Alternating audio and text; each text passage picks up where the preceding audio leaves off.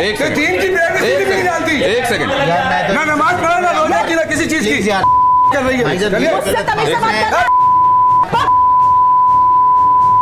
ये एक सेकंड, बात करने का दीन के खिलाफ कर रही है। तेरे उड़ेंगे अगर ना उड़ा तो मेरे मुंह छेद मार एक सेकंड, एक सेकंड, एक सेकंड,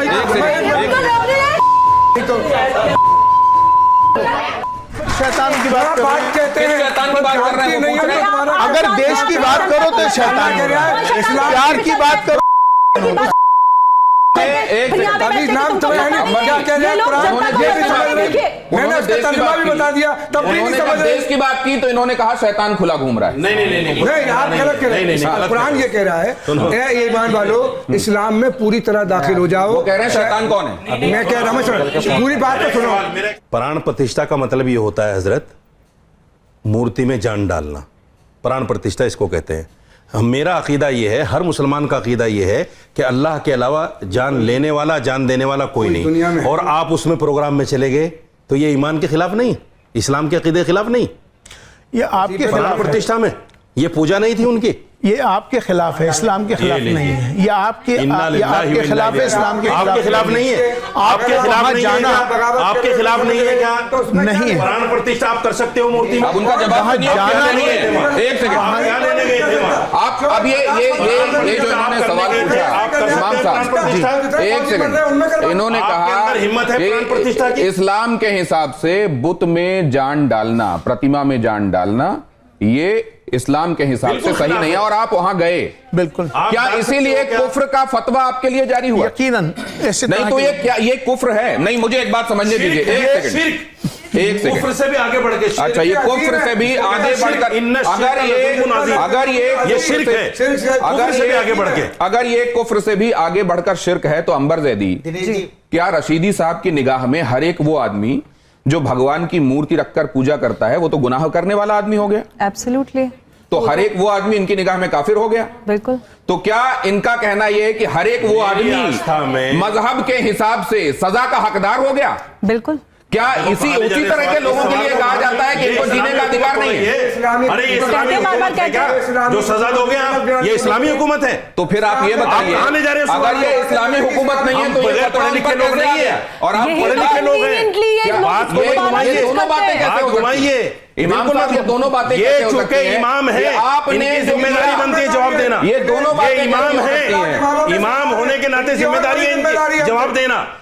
बोल चुके, जिम्मेदारी है इनकी जवाब देना, और ये एक भी बात का तसल्ली बख्श जवाब नहीं दे पाए। दोनों बातें कैसे हो सकती हैं इमाम साहब कि आपने जो किया ना दुनिया की जानकारी, आपने जो किया वो गुनाह भी हो गया, लेकिन यहाँ शरीयत के हिसाब से तो चीजें चल नहीं रही हैं, इसलिए सजा कैसे मिलेगी? ये दोनों बातें समझाइए जरा।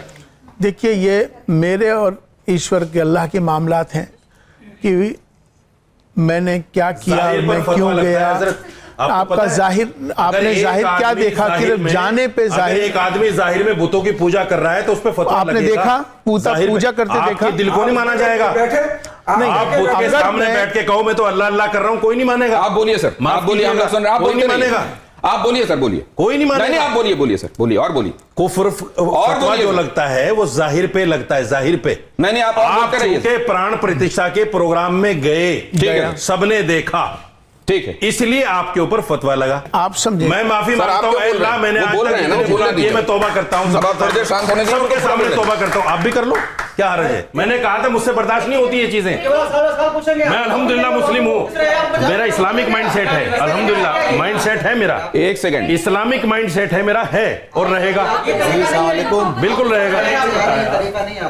आपके अलावा 3 गेस्ट हैं। अरे भाई तीनों से करा लो ना, करा लो ना।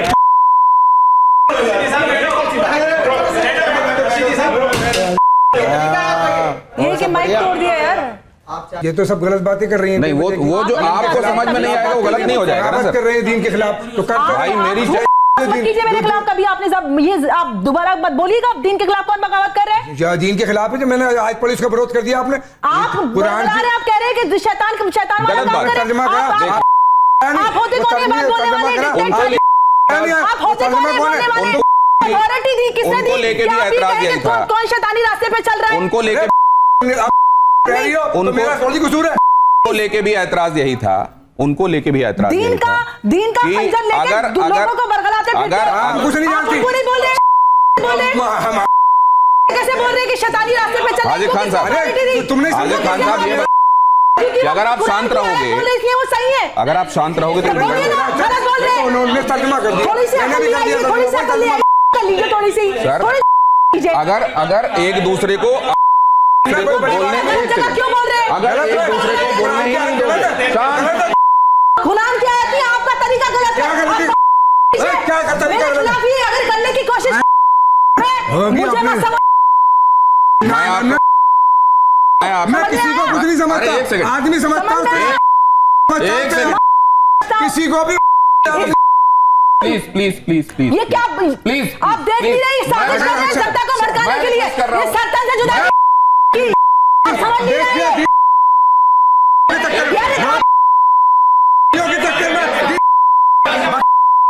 एक पूरी सेकंड, दुनिया को बर्बाद कर रही है। एक सेकंड। बोलिए तो ये कर क्या रहे हैं? एक सेकंड, दीन की बेइज्जती भी नहीं जानती। एक सेकंड। ना नमाज पढ़ा ना रोजा की ना किसी चीज की कर रही है। चलिए। मुझसे तभी से बात कर ये एक सेकंड, बात करने का तभी दीन के खिलाफ कर रही है। तेरे उड़ेंगे अगर ना उड़ा तो मेरे मुझ के बात नहीं, करो। मेरा भी बोलिए। एक सेकंड, एक सेकंड, एक सेकंड,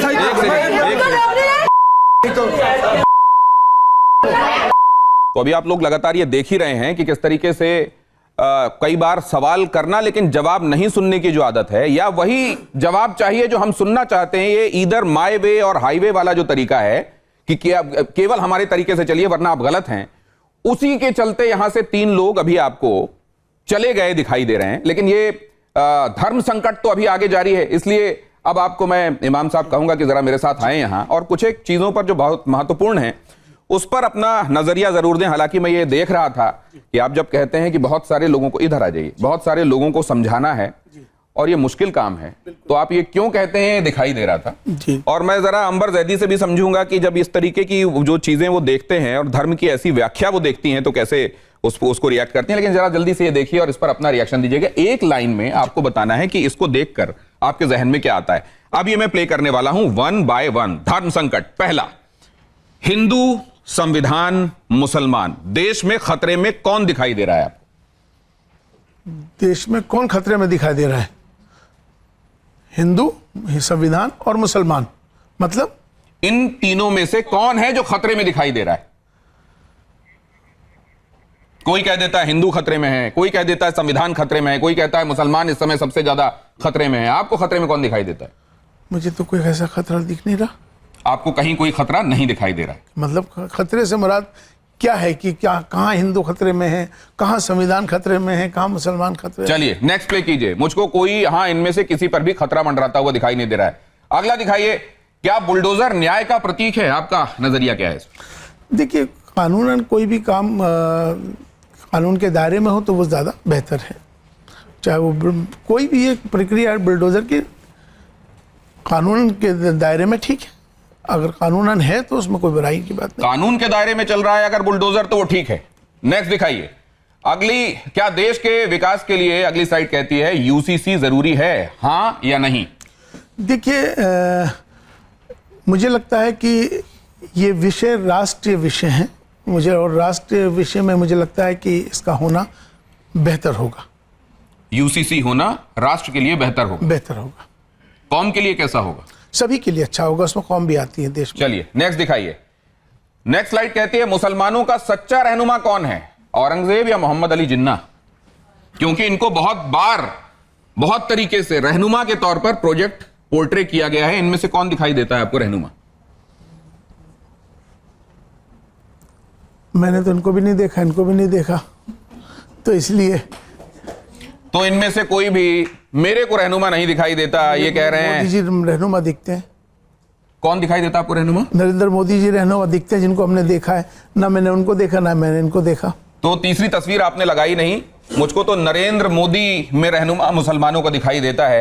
वैसे इस बात को लेकर बहुत सारे लोग आपको कहते हैं कि आपने चश्मा ही ऐसा लगा रखा है कि आपको उन्हीं में सब कुछ अच्छा दिखाई देता है। क्या कहना, जो अच्छा करेगा उसको अच्छा ही कहा जाएगा। तो क्या ये राष्ट्रीयता का चश्मा है जिससे आप देखते हैं इसलिए उनमें अच्छाई दिखाई देती है? देश के प्रति समर्पित हैं, देश के लिए लगे हुए हैं, देश को आगे बढ़ा रहे हैं, तो क्यों ना कहा जाए।